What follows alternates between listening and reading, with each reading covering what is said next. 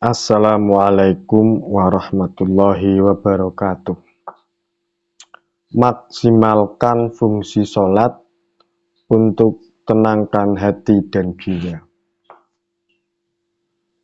Ini merupakan materi khutbah Jumat mengajak kepada para jamaah untuk memaksimalkan fungsi sholat sebagai sarana menenangkan hati dan jiwa. Sholat memiliki banyak fungsi dan manfaat dari sisi spiritual, psikologi, dan fisik.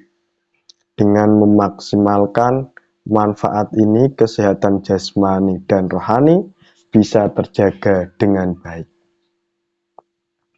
Alhamdulillahirabbil alamin wa bihi nasta'in ala umurid dunya waddin wassalatu wassalamu ala asyrafil anbiya'i wal mursalin nabiyyina Muhammadin sallallahu alaihi wasallam wa ala alihi wa ashabihi wattabi'in wa man tabi'ahum bi ihsanin ila yaumiddin.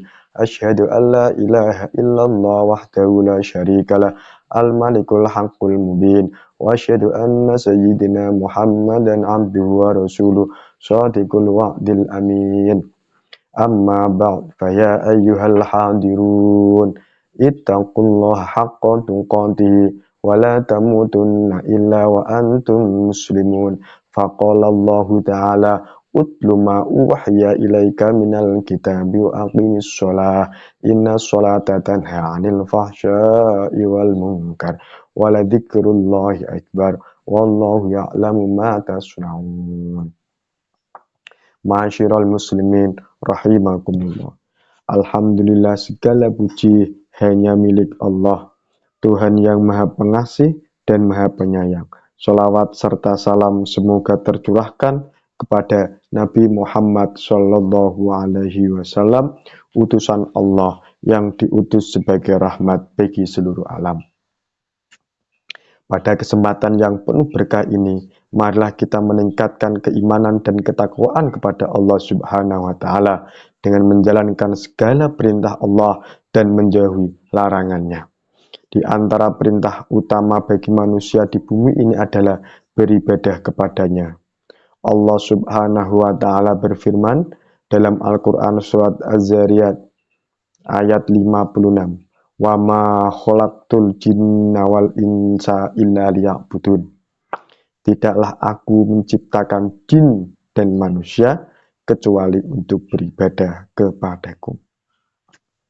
Dalam kamus bahasa Indonesia, kata ibadah memiliki makna perbuatan untuk menyatakan bakti kepada Allah yang didasari ketaatan mengerjakan perintahnya dan menjauhi larangannya.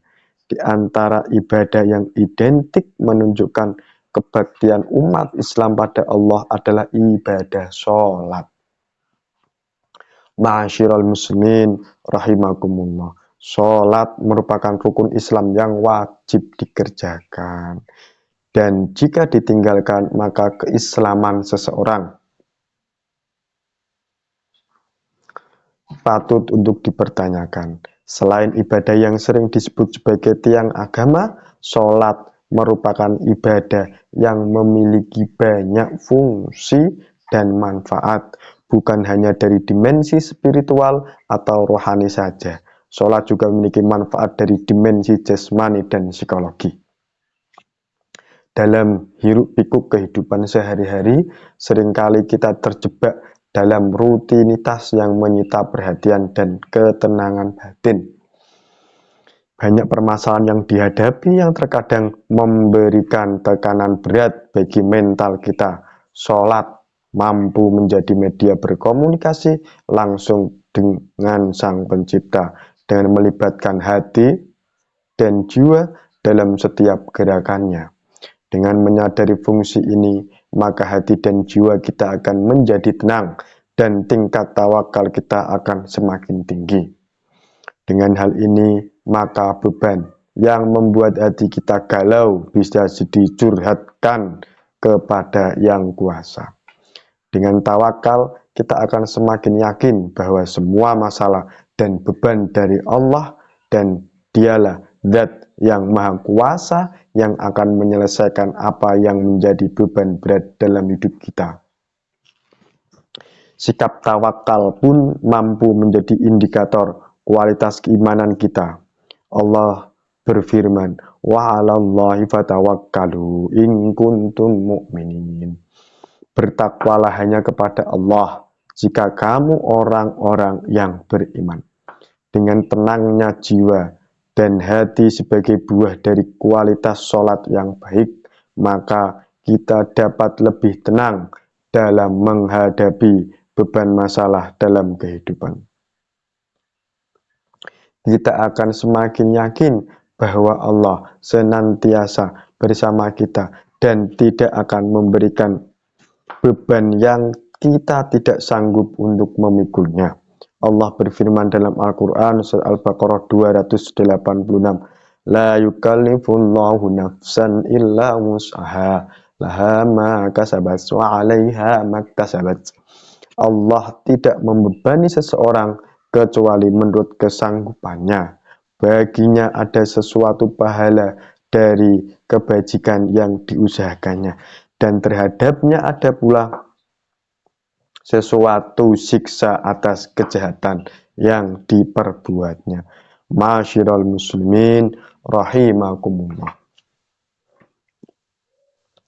Dari hal ini kita bisa memahami bahwa sholat akan memunculkan sikap kepasrahan diri yang bermuara pada tenangnya hati dan jiwa. Hadis Rasulullah dari Abu Hurairah pernah meriwayatkan, inna aghbata awliyai indi la mu'minun khafiful hadidhu haddin min sholati ahsana ibadata rabbi wa ata'ahu fisirri wa kana ghabidun finnasi la yusharu ilaihi bil asabi'i wa kana rizquhu kafafan fasabaru ala dhalik. Sesungguhnya wali-wali yang terbaik menurutku adalah orang yang beriman, yang ringan kondisinya, memiliki nasib yang baik dari sholat, menyembah Rabb-nya dengan baik, menaatinya saat sepi, tidak dikenali orang dan tidak ditunjuk orang-orang dengan jari sebab terkenal. Rizkinya pas-pasan, kemudian ia bersabar atas kondisinya.